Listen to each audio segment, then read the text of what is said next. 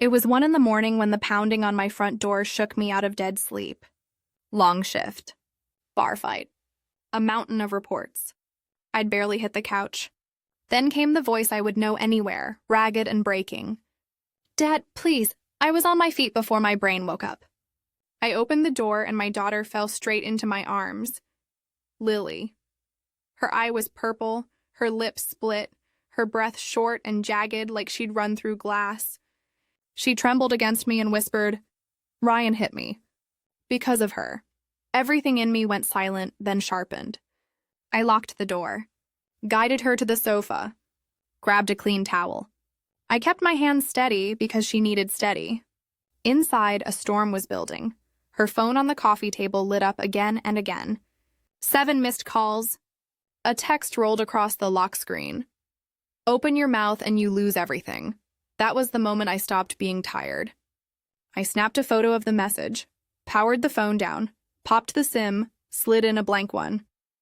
Then I walked to my bedroom, opened the closet, and stared at the uniform. Badge, belt, body cam. I put it all on. When the holster clicked, the promise did too. I called our lawyer.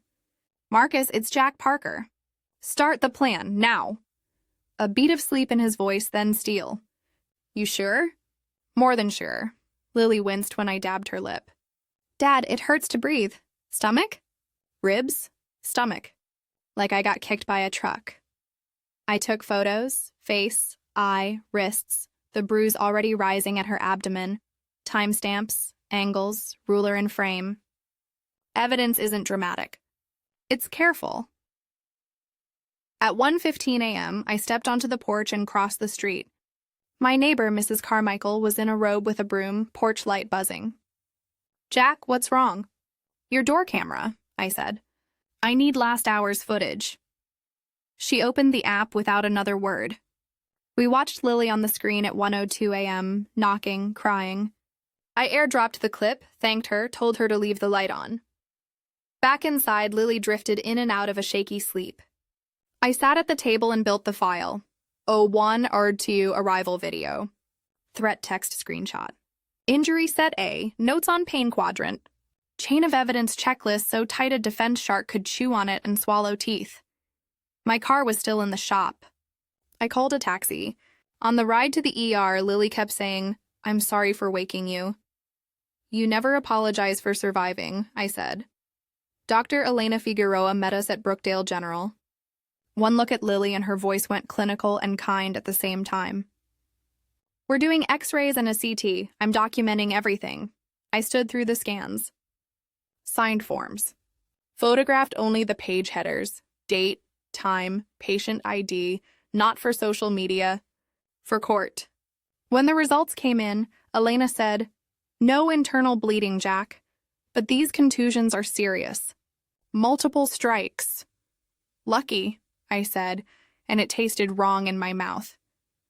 Back home, I settled Lily in my bed and left chicken broth on the nightstand. "You're safe," I told her. "I promise." Inside, I added 4 silent words. "He isn't anymore." In the dining room, I laid everything out like a war map. Camera, USBs, external SSD, printed photos still warm from the tray. My phone buzzed. "Parker, it's Roman from County Records," a whisper at the other end. "Your name and Lily's just hit a land transfer last week. Signed over to a Genevale." I went cold. "Send me the copy." "Don't say a word to anyone." 10 minutes later, the PDF crawled in. 2 fake signatures. Mine, Lily's. Ryan had forged them to steal my father's land. By noon, I was at Roman's back door. "He told a coworker you were too busy," Roman said, eyes darting. "Jack, someone inside helped push it through." I slid the paper into my folder like a blade. "This isn't over," I said.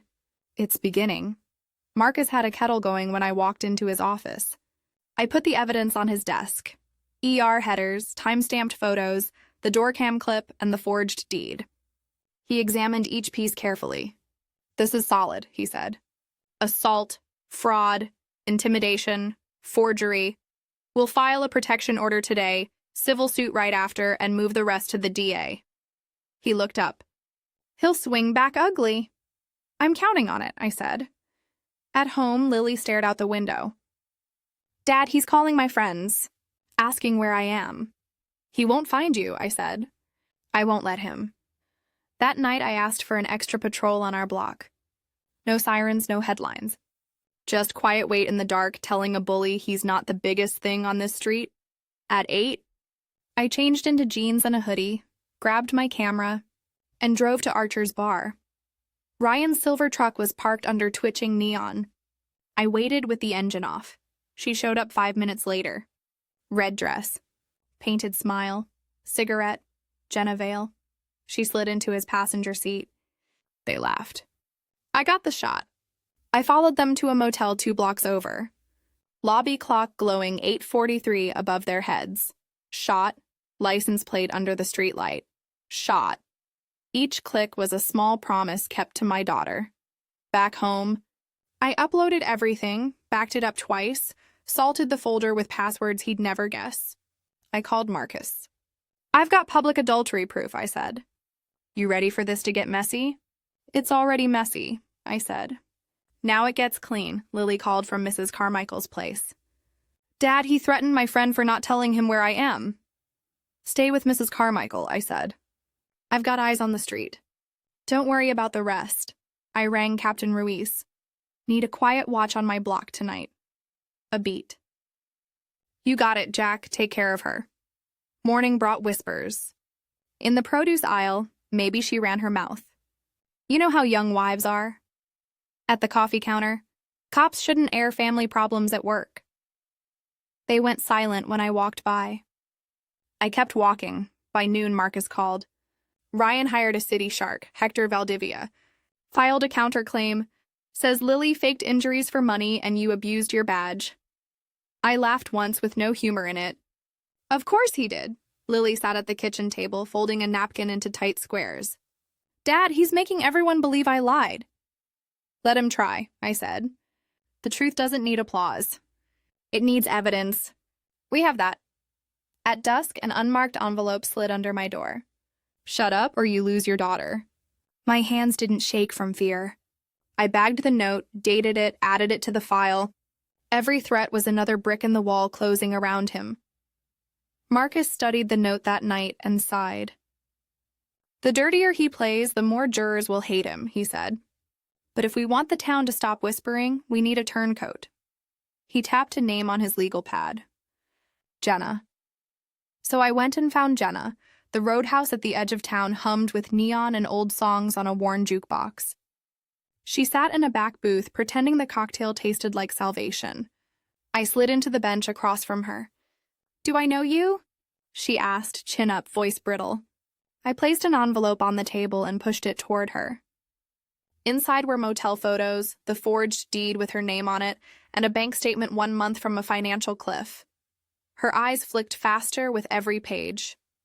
Where did you get this? From the same guy who promised to save you, I said. He used you, Jenna. Her hands trembled. You have 2 choices, I said softly.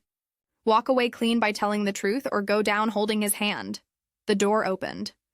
2 of Ryan's guys stepped in and scanned the room. They spotted us and started over. I didn't look away from Jenna. I set my badge on the table. They stopped. They thought about it. They turned around and left. Jenna let out the breath she'd been holding. You're crazy, she whispered. No, I said. I'm done being scared. She looked at the forged deed again, then at me. He said he'd give me a piece of the land, she murmured. Said it was all handled. He forged our names to steal what my father left us, I said. That's who he is. A long silence. I'll testify, she said finally. But I need protection. You'll have it, I said. I texted Captain Ruiz from the parking lot. Within the hour, Jenna was in a safe apartment on the outskirts with a patrol swinging by twice a night. And for the first time since 1:02 a.m., I felt the axis start to tilt.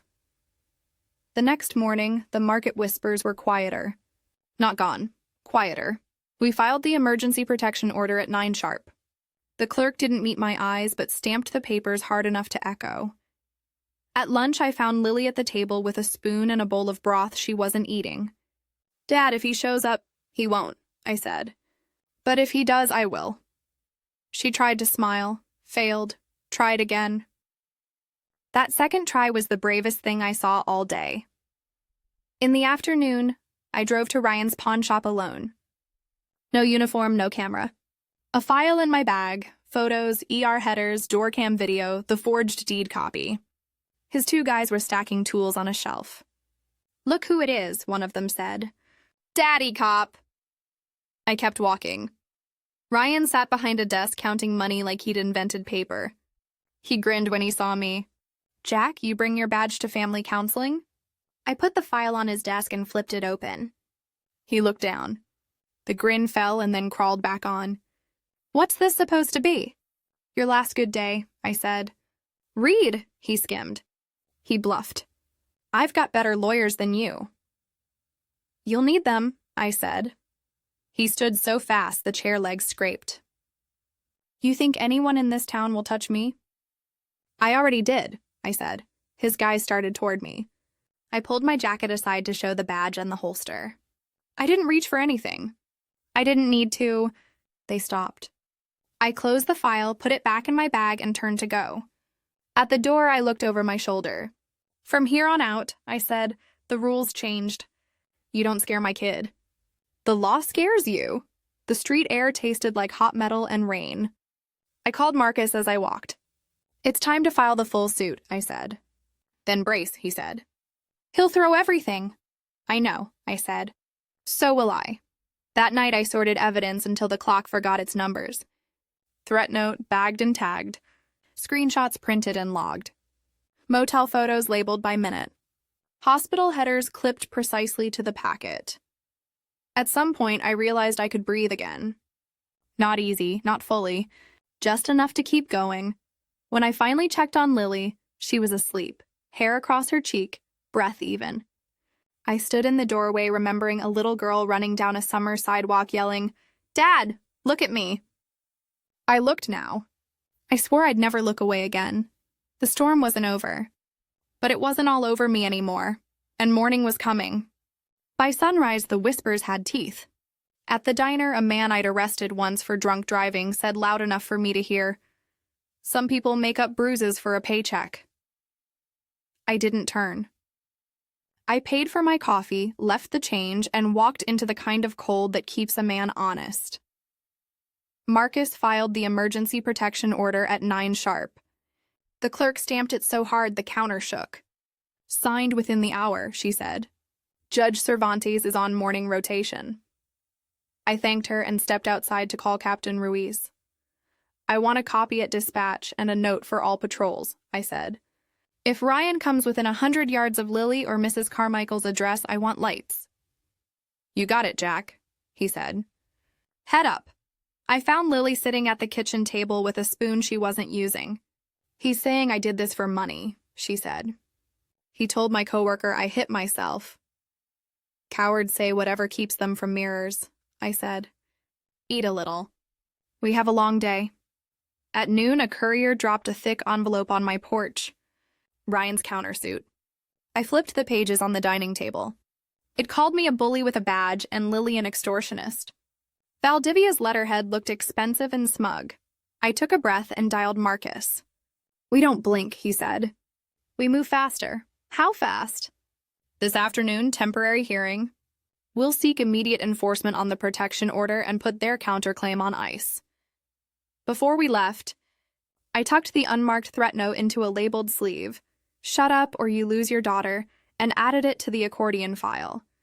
Every lie he mailed became truth's fuel. On the courthouse steps, the air tasted like rain and copper. Jenna stood off to the side in a gray hoodie, hair tucked under a cap, hands in her pockets. Her eyes flicked to me and back to the doors. "You sure?" I asked. She swallowed. "I'm tired of being a weapon for him." Inside, the hallway hummed with voices and old wood. Lily's hand found my sleeve as if she was still 6 and the world was too big. "I've got you," I said. In a narrow conference room, Marcus spoke low and precise. "Here's the play. First, we enter the ER headers, the photos, the neighbor's door cam, and the threat note. Then Roman's record statement about the forged deed. Last, Jenna's affidavit preview. We don't need fireworks, just wait. When our case was called, the room felt carved from a single block of silence. Judge Arturo Cervantes watched from the bench like a man who'd seen every trick but still believed in law. Marcus stood. He didn't posture. He placed facts like bricks. The 1:02 a.m. video of Lily at my door, the medical timestamps, the threat text, the note, the deed. No adjectives, no venom, just gravity. Valdivia rose with a smile that didn't reach his eyes. He used words like fabrication and financial motive and weaponizing authority, like he pulled them from a tray and polished them on his sleeve. He waved an affidavit from someone who claimed Lily had once argued loudly with Ryan, as if volume were violence. As if that erased a CT scan. When Judge Cervantes asked if there was anything else, Marcus said, "One more witness." Jenna stepped forward, voice shaking but clear. "Ryan told me he forged their signatures. He said nobody checks." He laughed about it. "I was there the night he hit Lily. He liked that I watched." The room changed. Not loud, not dramatic. Just heavier. Ryan shifted in his chair. Valdivia touched his arm. The judge wrote something. The order came down like a door closing. Temporary protection order, granted. Asset freeze, granted. Fraudulent transfer, voided pending full hearing. Referral to the district attorney for domestic violence and fraud, issued. Outside, the sky had darkened to a pewter lid. Lily exhaled like she'd been underwater for a month. "We're not done," I said. "But we're not alone anymore." We drove Jenna to the safe unit Ruiz arranged on the edge of town. A plain place with blinds that worked and neighbors who minded their business. 2 patrol sweeps at night, I told her. If anyone knocks, you call the number by the phone and you don't open the door. Jenna nodded. "He'll send someone to scare me." "He'll try," I said. "He's losing." That evening, the town reacted the way small towns do, half with sympathy, half with slogans. At the gas station, a man said, "Tough situation, officer," the way people say weather. At the pharmacy, a clerk whispered, "Tell your daughter she's brave," and slid a pack of chamomile tea across the counter like a secret.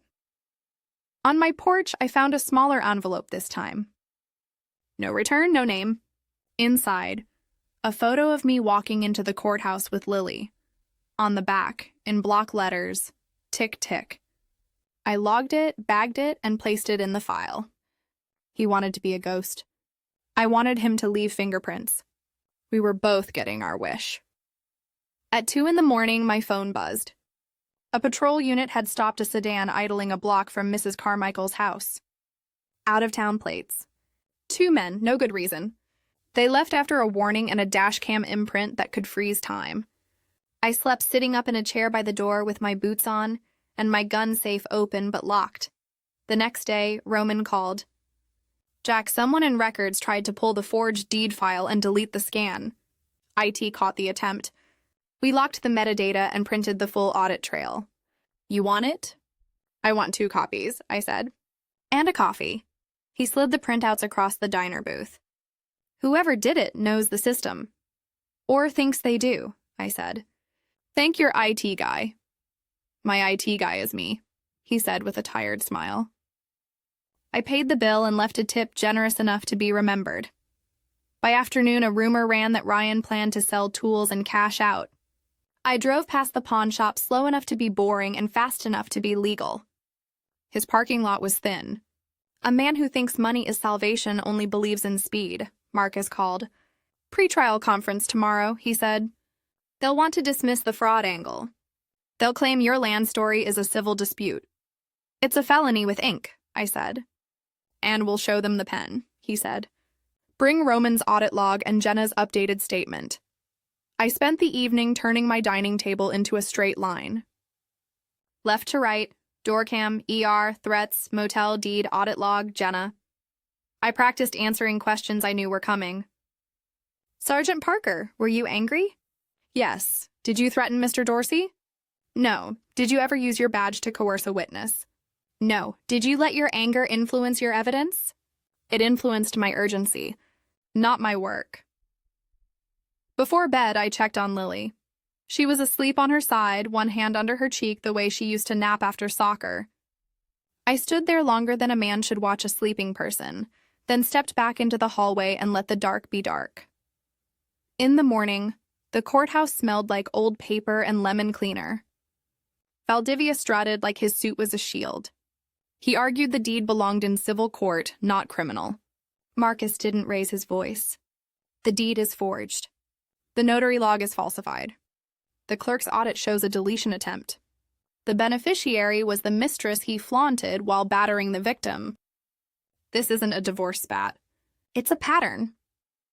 Judge Cervantes steepled his fingers and nodded once. Fraud stays, he said. Proceed. In the hallway, Ryan leaned close enough for me to smell the cologne he always wore when he wanted to seem richer than he was. You think you can keep her from me? He said. You already lost her, I said.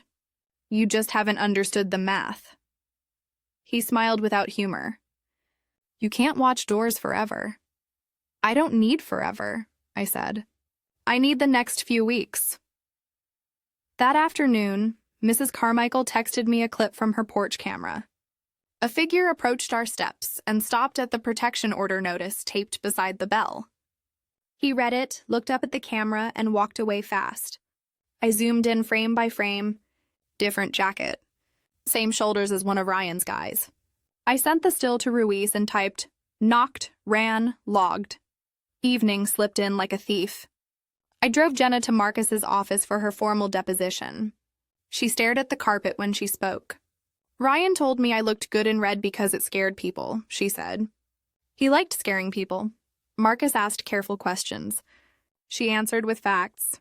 When she finished, she wiped her eyes with the heel of her hand like she was tired of tissues. You did the hard part, I said. No, she said. The hard part was believing him. On the way back to the safe apartment, headlights picked us up and stuck too long. I didn't speed. I didn't brake check. I took 3 rights to make a circle. The lights stayed. I called in the plate while keeping my voice flat. Dispatch came back with a name I recognized as a frequent loiterer at the pawn shop. Unit 4, you're close, I said into the phone. Earn your coffee. The cruiser slipped in behind the tail and lit it up a block later. We watched the stop from a distance and then turned onto a side street and vanished. Jenna exhaled a shaky laugh. You do this for fun? No, I said. I do it because it works. At home, Lily was waiting with a folded piece of paper. I wrote a statement, she said. You can read it if you want, or not. I think I need to say it out loud tomorrow. I took the paper.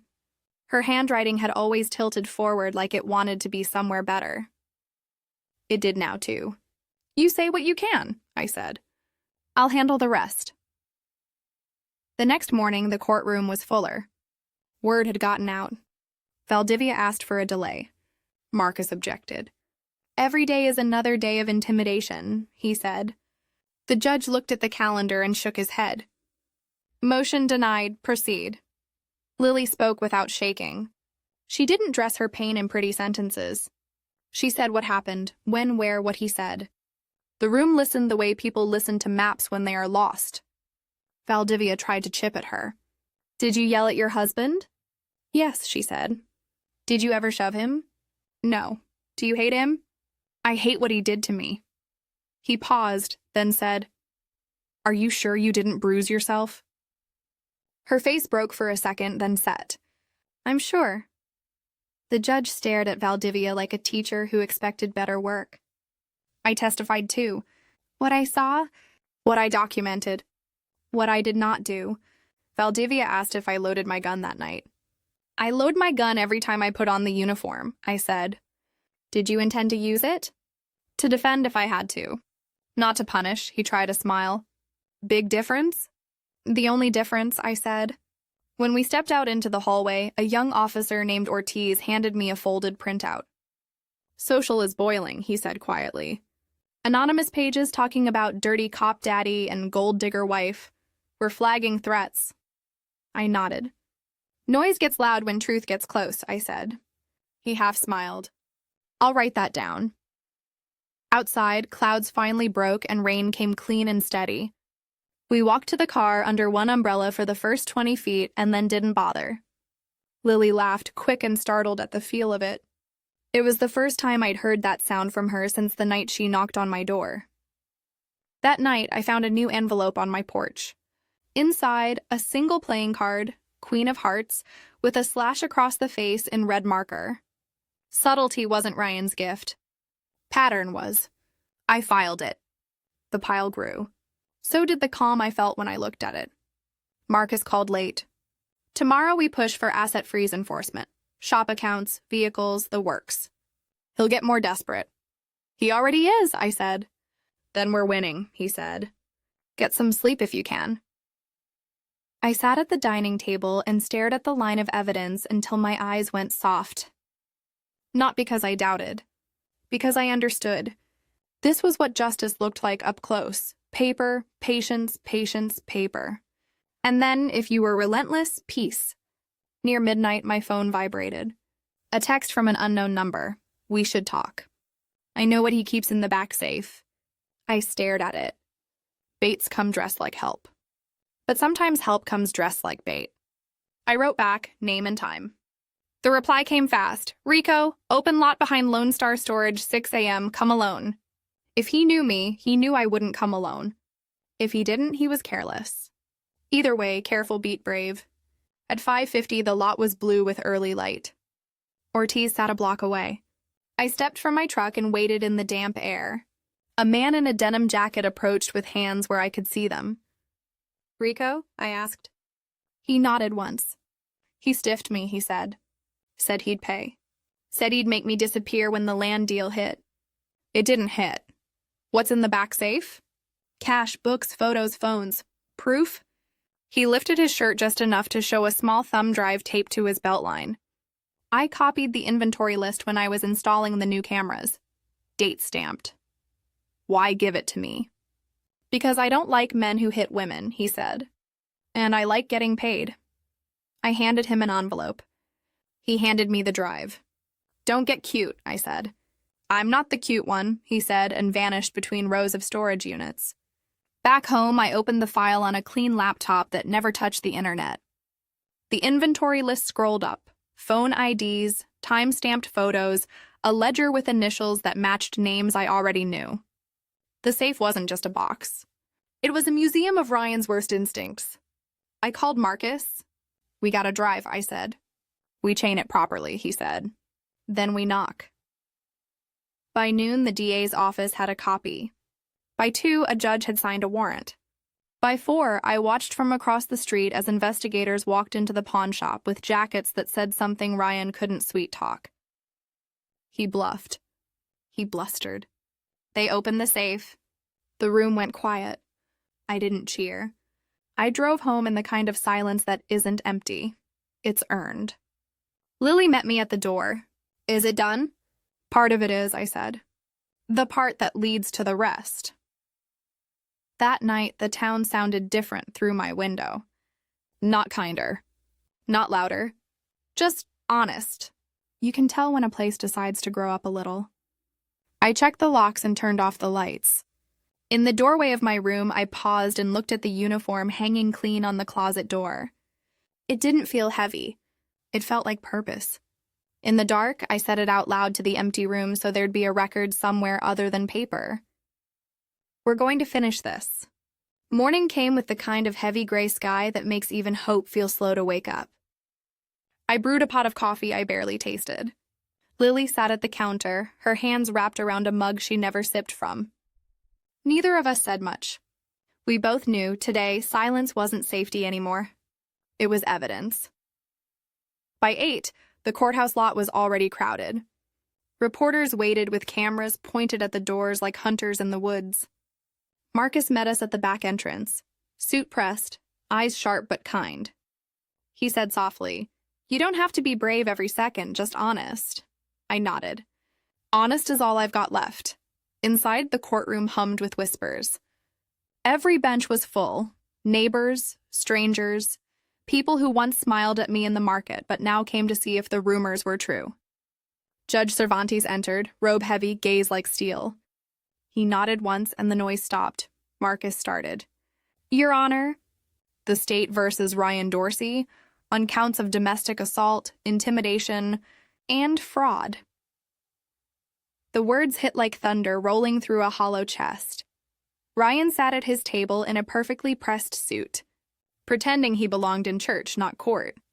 He smiled at the crowd, the same polished grin that fooled my daughter for years. But that charm couldn't hide what we'd seen. Dr. Elena Figueroa was the first witness. Her calm voice filled the room as she described each bruise, every fracture, the kind of damage no one inflicts on themselves.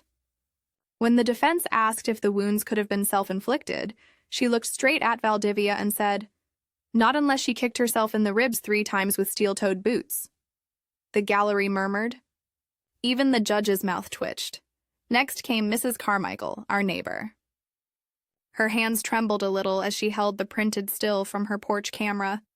She described the video, Lily crying, banging on the door, collapsing into my arms. When the footage played, the entire courtroom went silent. That sound, my daughter's sobs, it tore through every wall I'd ever built. Valdivia tried to twist her testimony. "Could you be mistaken about the time?" he asked. She pointed to the timestamp and said, "Not unless God's clock is wrong." A few people laughed. Even justice likes truth with a little courage. Then it was my turn. I swore to tell the truth, though the truth had already burned through me months ago. I told them everything. The knock, the blood, the trembling voice that whispered, "He hit me because of her." Valdivia circled me like a shark. "You were angry that night, weren't you, Officer Parker?" "I was," I said. "You had your gun with you?" "Yes. And you loaded it?" "It's always loaded." "So you were armed and angry. Dangerous combination, isn't it?" "Not if you're the one being hunted," I said. A quiet ripple of laughter spread again. When Lily took the stand, I forgot how to breathe. Her voice was soft but sure. She told them what he did. The slaps, the threats, the humiliation, the bruises blooming across her stomach. When Valdivia asked, "Did you provoke your husband?" she said, "The only thing I provoked was his guilt." The courtroom went silent. Then Jenna Vale walked in. Ryan's mistress. Her red hair tied back, no makeup, black dress. For the first time, I saw fear in Ryan's eyes. Marcus kept it simple. "Ms. Vale, how did Mr. Dorsey get these signatures?" She swallowed hard. "He told me it was easy. Said it's simple when you sleep beside a cop's daughter." A wave of disgust rolled through the room. Ryan slammed his hand on the table. The judge barked, "One more sound, and you'll finish this hearing from a cell." Jenna's eyes glistened, but her voice didn't shake anymore. "He forged the land papers. He bragged about it. He said everyone in this town believes him because he smiles." Then she looked at me, just for a second, and said, "I helped him." I believed him. "I'm sorry." For a moment, my anger turned into pity. Even she had been a victim of his control. When court adjourned, Ryan's stare followed me out the door like a curse. But I wasn't the same woman he thought he could break. Outside, rain began to fall, soft, steady, cleansing. Reporters shouted questions, but I walked past them. "The only thing that matters," I said, "is that my daughter's alive." That night, my phone buzzed at 3 a.m. An unknown number. "You think that badge will save you?" I took a screenshot, sent it to Captain Ruiz, and powered off the phone. I sat by the window, the town quiet except for rain against glass. Fear tried to whisper again, but I'd already learned its language. You can't scare a mother who's already seen her worst nightmare crawl home bleeding. By dawn, Marcus called.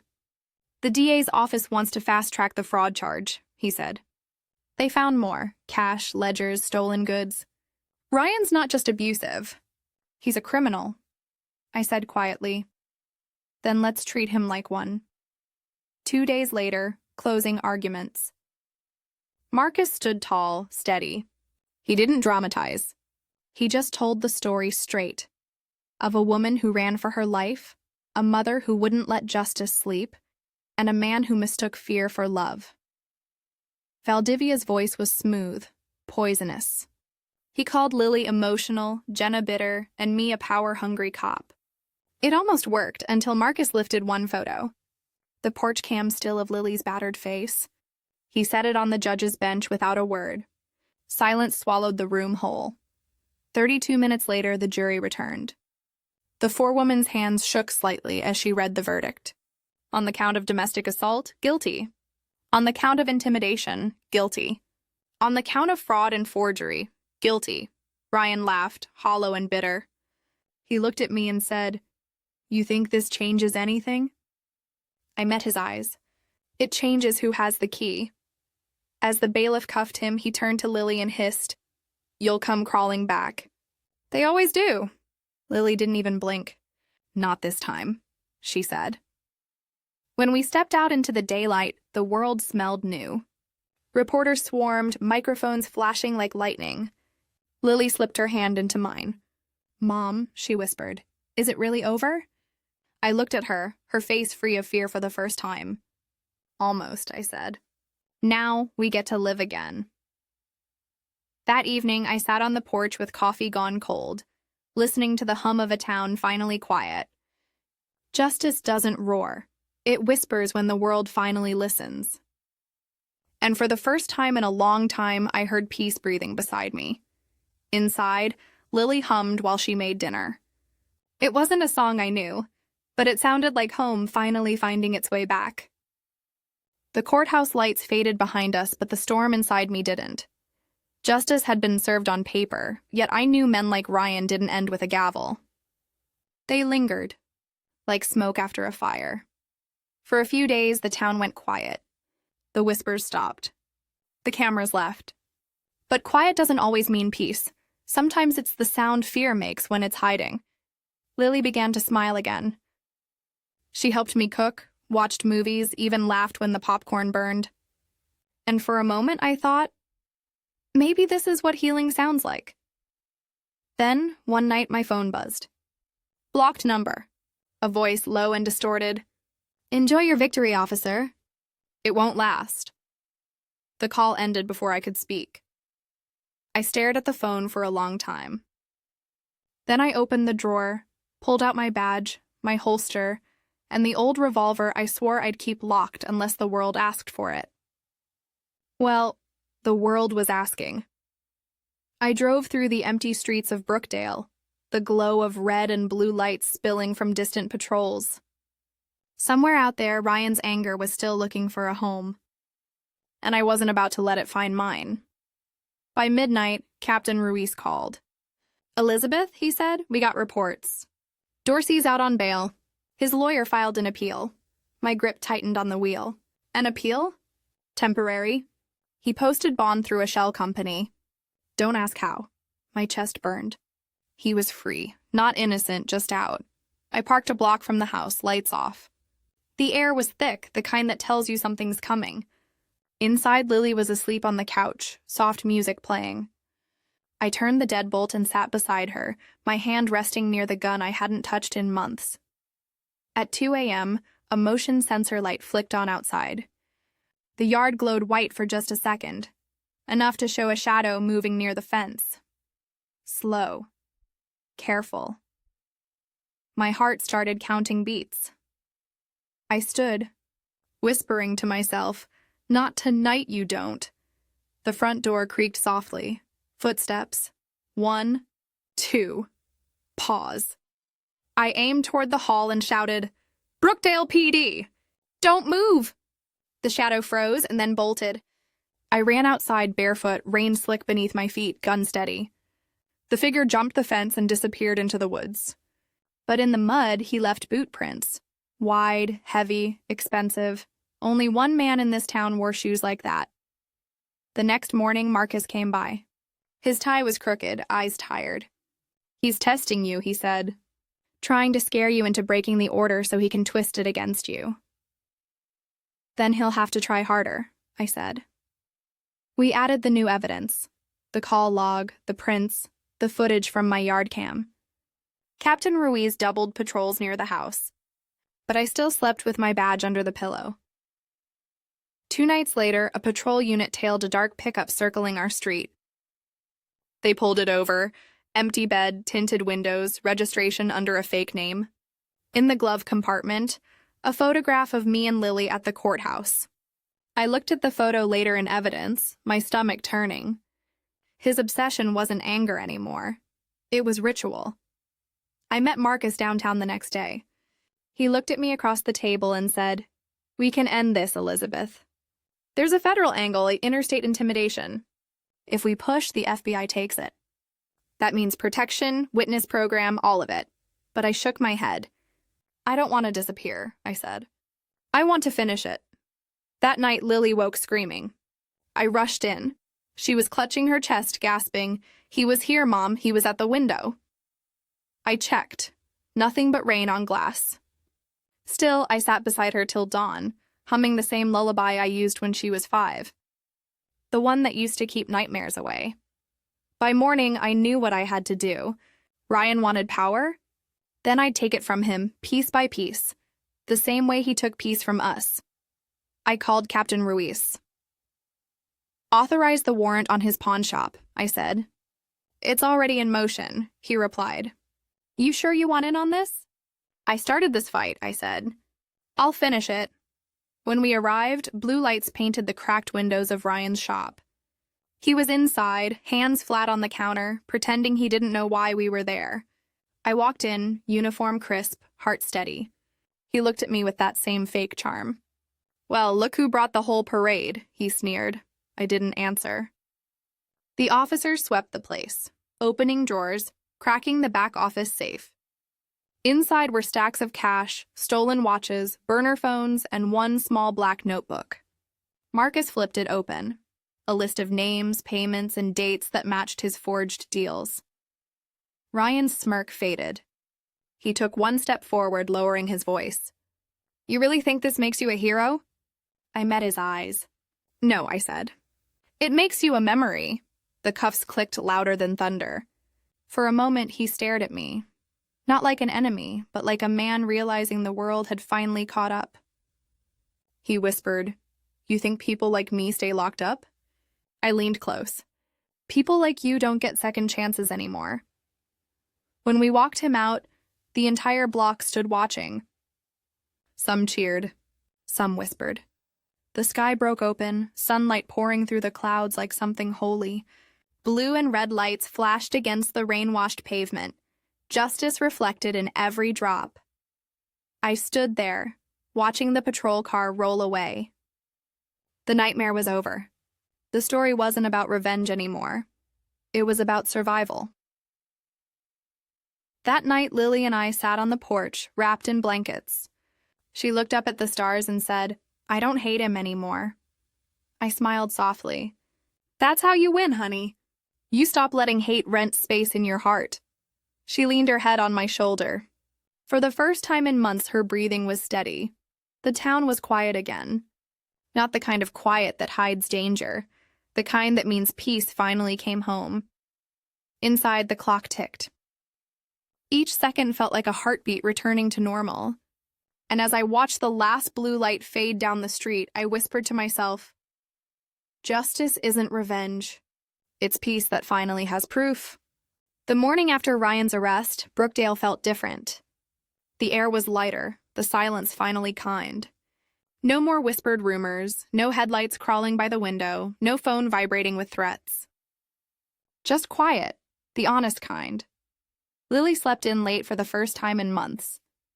I sat on the porch with a cup of coffee, watching sunlight spill across the wet grass. Every drop on the leaves shimmered like a small miracle. It wasn't the kind of peace you find. It's the kind you earn. When Lily finally woke, she looked rested, eyes softer, shoulders no longer curled in fear. She whispered, "Mom, I dreamed of Grandpa's farm." The sun was out and I was running through the field again. I smiled. "That means your soul remembers what peace feels like." She hugged me so tightly it almost broke me. A week later, the newspaper headline read, "Pawn shop owner found guilty. Assets seized. Sentence pending." Ryan's face was there, smaller than it used to be, like the world had finally resized him to fit his truth. People in town stopped pretending they didn't know. Some apologized. Some stayed quiet. But I didn't need their words anymore. We had the truth, and that was enough. Lily started therapy again, this time because she wanted to. Each week, she came home a little lighter. She painted again, bright colors, open skies, the kind of art that makes you believe in new beginnings. Sometimes I'd catch her humming in the kitchen, and every note sounded like freedom learning to sing. As for me, I went back to work. The station felt the same, the hum of radios, the smell of old coffee, but something inside me had changed. I wasn't just enforcing the law anymore. I was protecting women who hadn't yet found their voice. Every time a frightened girl came through that door, I saw Lily in her eyes, and I swore I'd never let another mother sit in silence again. Captain Ruiz told me, "You know, Parker, this town looks at you differently now." I laughed softly. Maybe they just finally see what a mother looks like when she stops being scared. One evening, Mrs. Carmichael stopped by with a basket of cornbread. She smiled and said, "Justice came home, didn't it?" I nodded. Yeah. It finally found its way. She patted my hand and whispered, "Then don't forget to rest, dear. Even warriors need sleep." That night, I cooked dinner, real dinner, with music playing and candles burning low. Lily danced around the kitchen, spinning barefoot across the tile, her laughter echoing through the house like sunlight you can hear. For the first time, the walls didn't hold memories of pain. They held the sound of living again. Later, when the dishes were done and the lights dimmed, I sat on the porch alone. The moon hung low, silver and soft. I thought about every night I'd spent awake. The fear, the anger, the exhaustion, and how every one of those nights had led to this quiet. Justice hadn't come easy. It had cost pieces of me I'll never get back. But it gave something greater. Peace for my daughter and purpose for me. Lily stepped outside, wrapped in a blanket, holding 2 mugs of tea. She handed me one and sat beside me. We didn't speak for a while. The night didn't need words. It already knew our story. Finally, she whispered, "Mom, do you think I'll ever forget him?" I looked at her, at the strength that had replaced the fear, and said, "No, but one day remembering won't hurt. It'll just remind you how far you've come." She nodded, eyes glistening under the porch light. "Then maybe that's what healing is," she said. "Maybe," I smiled. "Healing is just remembering without bleeding." A car passed by, slow and ordinary. Not a threat, just life moving again. For the first time, I didn't flinch. The danger was gone, but the lesson stayed. That justice isn't about revenge or courtrooms. It's about finding your breath after the storm. I looked up at the sky, at 1,000 tiny lights scattered across the dark, and whispered, "Thank you, God, for giving me the strength to fight and the grace to let go." Inside, Lily turned off the lamp. The house went dark, but it wasn't scary anymore. It was peaceful, like a story that finally found its ending. As I closed my eyes that night, I knew one thing for sure. This wasn't the end of our story. It was the beginning of every tomorrow we almost lost. If you're still here with me, thank you. It means this story reached your heart. Don't forget to like, subscribe, and turn on the bell, because every story I tell carries a piece of real life, pain, courage, and hope. Tell me in the comments where you're listening from, because I want to know how far our stories of strength and survival can travel. Until next time, stay safe, stay brave, and never stay silent.